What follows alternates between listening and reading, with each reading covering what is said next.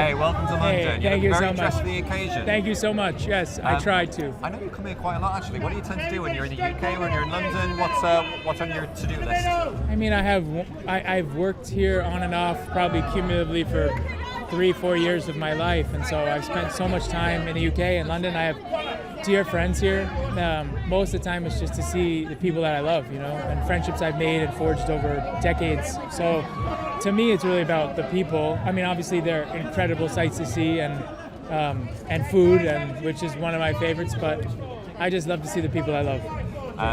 The Brits I love. What I've liked about this press tour is that I know that the two roadhouses are very different, but we are actually talking a lot about Patrick Swayze, an old friend of yours. Yes. And you were lucky enough to have spent a lot of time with him.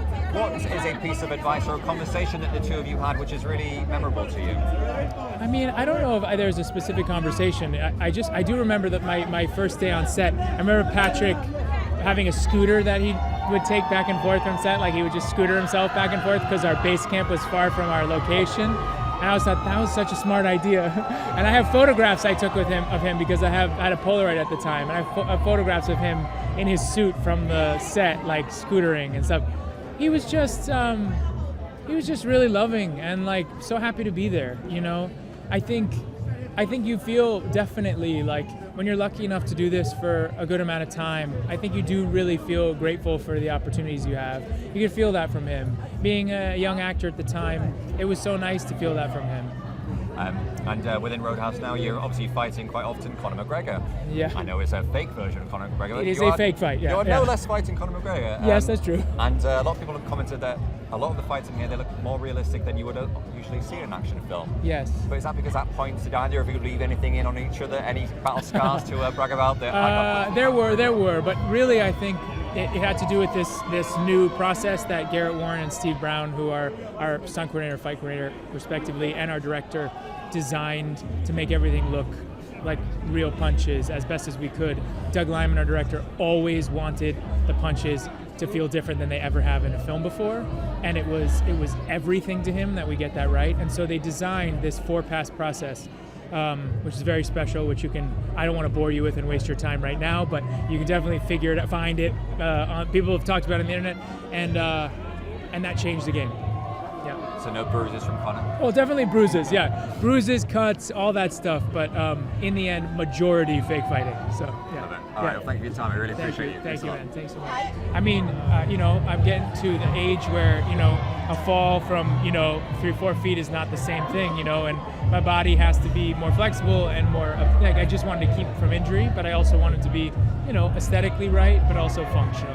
And so I had, somebody who was training me every day, Jason Walsh, wonderful trainer, and I had this incredible chef, her name is Paulette Tejada, and she was cooking exact amounts of calories and things like that, and a wonderful PT, all these people helping to make sure that we all stayed healthy, and when I say it takes a village, it really does, because you see the final product and it goes, what's that, how did that happen? And it took us months, and we all worked together. So that's what I need. I need that whole village, and then maybe I'll have a bit of mission. I need it all the time too. I would happily take it all the time. Yeah. And listen, I'm a very brave woman. I've got a Glasgow kiss in the lockup, but even I would be scared to take on Conor McGregor in a fake fight. What was it like? That makes two of us. Yeah. It was great in a way. He said to me from the very beginning. He said, "I'm a white belt in making movies and acting, and I'm here to learn." And I said to him, I'm a white belt in the fight game, and I'm here to learn from you. And so there was a mutual respect from either side, and I think he would coach me all the time in how we fought.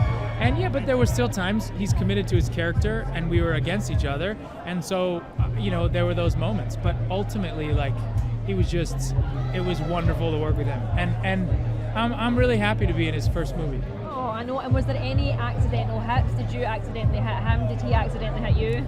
There was, yeah. That happened with all of us. We were all there were more than a few times we were both oh, oh, you okay?